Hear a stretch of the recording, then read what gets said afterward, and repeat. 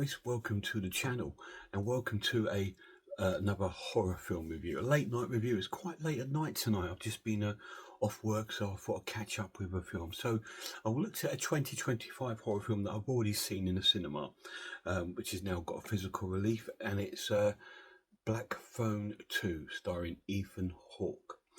So before we get to the film, let's have a look at the actual edition.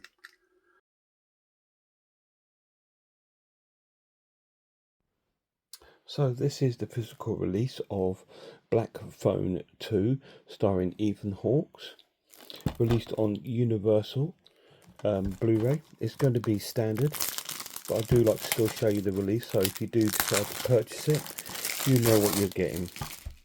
So you open it up and it has just a disc on the standard Universal kind of disc, and that is the physical release of Black Phone 2. And so, as we thought, it'd be a bog standard release, but it's a cool release. It's really nice. Is there any special features on it though?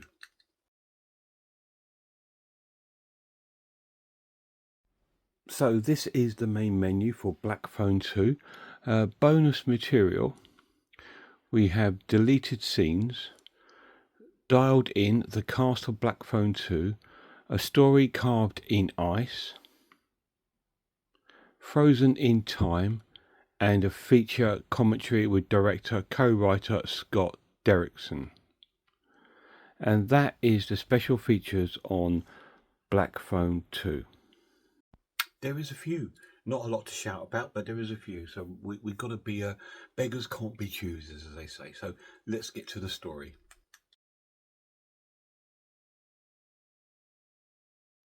This film sort of takes off where the first film left off. It's still about our main character Finn, who's played by Mason Thames. He was the young lad that was kidnapped by the grabber, who's played by Ethan Hawke in the last film. And it sort of continues from the story with Finn and his sister Gwen, who's played by Madeline McGraw. Now she is having dreams and hallucinations and sleepwalking, and she's seeing things that have happened, a bit like what her mother did in in the first one. And she keeps seeing these young boys that have been killed up in the alpine sort of this sort of snow area to the Alps with her. Sorry guys, I just my music started up. Just trying to turn that off. I don't want it to cause any problems. So they go up to the Alps where this dream's taken her, and then her dreams seem to get worse and worse while she's there, and they start to get violent. She starts to get attacked by the grabber in her dreams. It turns out that the grabber is got a past, and it's related to this area because he used to work there, and he was called Wild Bill, and some kids were killed up there, 3 young lads. This was the starting of his kills. He's a serial killer, he's a child killer, and as they investigate, they find out the only way to sort of stop him, because he was killed in the first film, but he's haunting them in their dreams.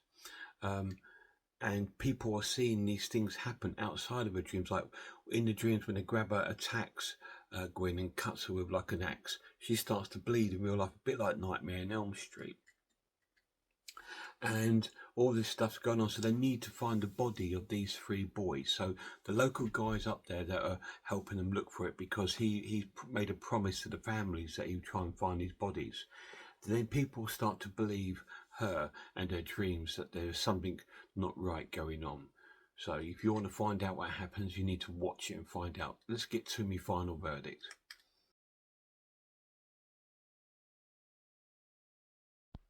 So to me, this is the way to do a sequel.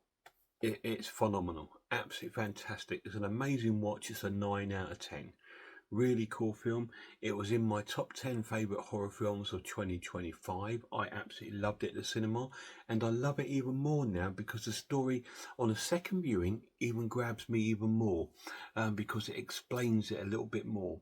Because when I was in the cinema, there were so many dream sequences, you're a little bit left, what's going on? But when you sit down and actually watch it for a second time, you kind of gather what is actually happening. And these dreams are sort of pulling over into other people, because Finn is still having nightmares of this guy, the grabber, but not like Gwyn. He has no visions. He's just haunted by the nightmare of it, and he sees him in his sort of like when he's daydreaming or things like this. And when they get to this Alpine place, that the mother apparently used to work there,